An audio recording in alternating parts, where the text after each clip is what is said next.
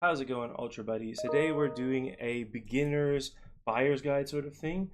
What deck should you buy? How should you get started with the Ultraman card game? Um, what sort of decks are good to get for beginners? Things like that. And we'll go through all the products. This is not so much a how to play guide. There is a how to play video we have. It's pretty old. I think we'd like to update it. But there's also a video playlist on the Ultraman card game official channel.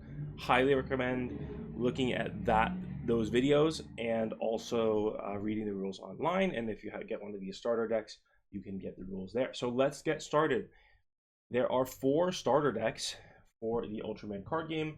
The starter deck 01 with Tiga Dynagaya, starter deck 02 Bonds of Zero with Zero, Z, and Jeed, and EX Deck 01, which is Ultraman Rising with Ken Sato, based on the Netflix movie, critically acclaimed. I don't actually know about that. And then there's also SD03, which is most recently with around BPO4, which is ARC, the series that just completed, and Omega, the currently airing Ultraman series.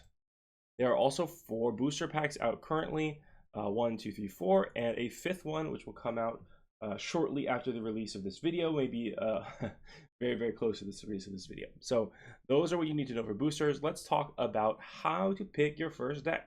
If you are a fan of the Ultraman series, you should pick your favorite Ultra that is in the game. That's my opinion. It will just make the game more fun for you if you have some sort of connection to the cards, to the deck that you're playing with. I personally find that is the way I enjoy playing the game the most, playing card games the most in general. If you've opened a few booster packs and you're like, man, that guy looks cool. So for example, in booster set 1, for me, that was Jeed, and I was like, Jeed looks cool. I'm gonna try to make Jeed. So I kind of ignore things. So that's the way to go, I think, is one way. The other way is easy to acquire. There are a few decks in the game, a few ultras that are much easier to get than others, especially due to recency and things like that. So this is what we're going to be talking about in this video today, because if you have your favorite ultra, you'll figure it out. We're talking mostly about decks that are easy to acquire. So if you're just joining the game, I know there's some people that I've seen that are kind of newer. They're just getting into the game. Maybe they've got some kids in the game that they're trying to get decks for. They have qualifiers coming up. There's people I'm teaching right now, their qualifiers coming up in a couple months, and they need decks. So they need to look at decks that are easy to acquire. So let's talk about the starter decks again. What cards are you're looking for from these decks that are still relevant? Because starter deck 01 and 02 are the original release for the game, and then how things stood the test of time. So starter deck 01, really the only cards you need here anymore are Tiga. Some of the cards are kind of useful, but the Tiga has a triple rare in this starter deck that is still pretty relevant, but you can make do without it if you really don't want this, or you can't find it, or you don't want to spend on just the starter deck to get one card. Jeed comes from starter deck 02. There is a card in Jeed that is very good. I would recommend, if you really want to play Jeed, you probably should get the starter deck, because it is one of Jeed's good cards, and Jeed is a little bit lacking, to be completely honest. So I would recommend getting this if you're looking to play Jeed.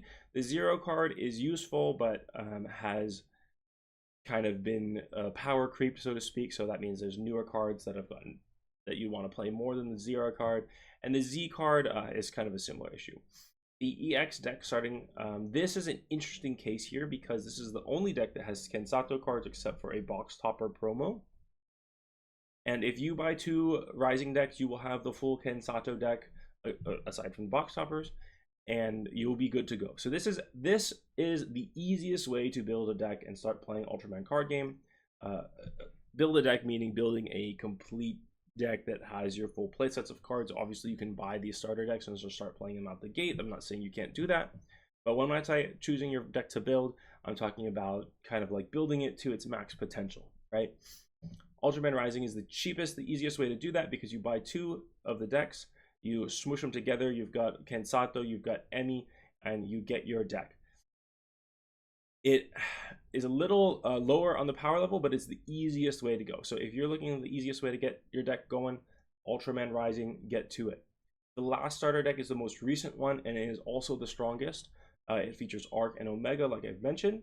This is a great starter deck if you've got multiple people that you're trying to learn how to play. Maybe it's you and a friend learning how to play. Maybe you're teaching two new people at the same time. This is a great way because you can get two of this starter deck and split it in half, and you'll have half an Arc deck and half an Omega deck.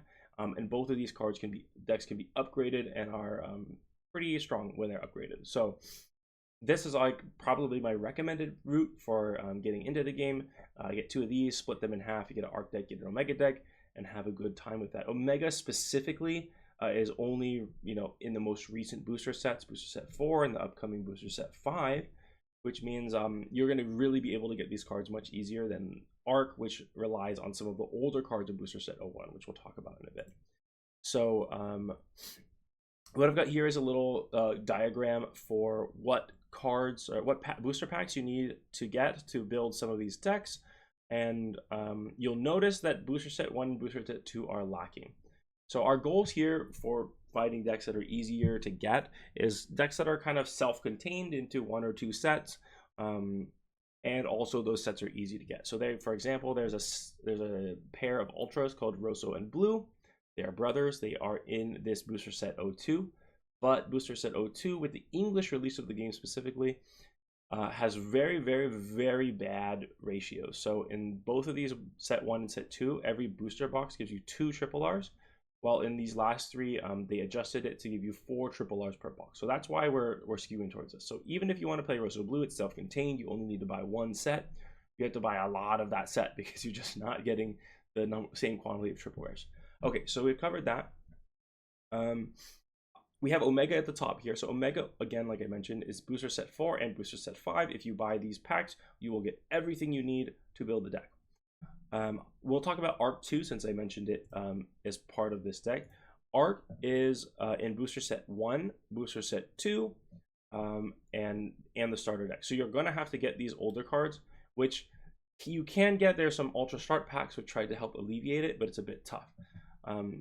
You're specifically mostly looking at Booster Set 1. So you could get away with just trying to get Booster Set 1 cards and the Arc stuff, and you probably be doing okay. The next deck we'll talk about is Ginga Victory. Ginga Victory was originally released with Ginga in Booster Set 3. Then Victory came out in Booster Set 4, and Victory has a few more support cards in Booster Set 5. So we've been playing up until now with just 3 and 4, and there's a little bit extra that you can use to upgrade it in 5. If you just wanted Victory, you could just go 4 and 5 and try to pair that with another Ultra besides Ginga, but they are kind of made for each other. So it's all recent sets, and the pull rates are better for these, so Ginga Victory is definitely a choice that's easy. Belial maybe is the easiest one. Belial is a deck that thrives on using Kaiju.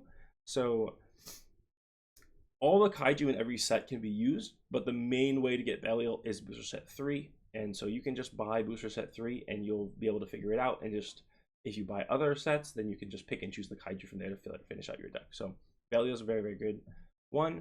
And then Juggler is also released in Set 3 and has some new support in Set 5 that we've seen so far. We haven't seen the full card list. So 3 and 5, pretty good set there. But you will need to supplement him with another one, I think.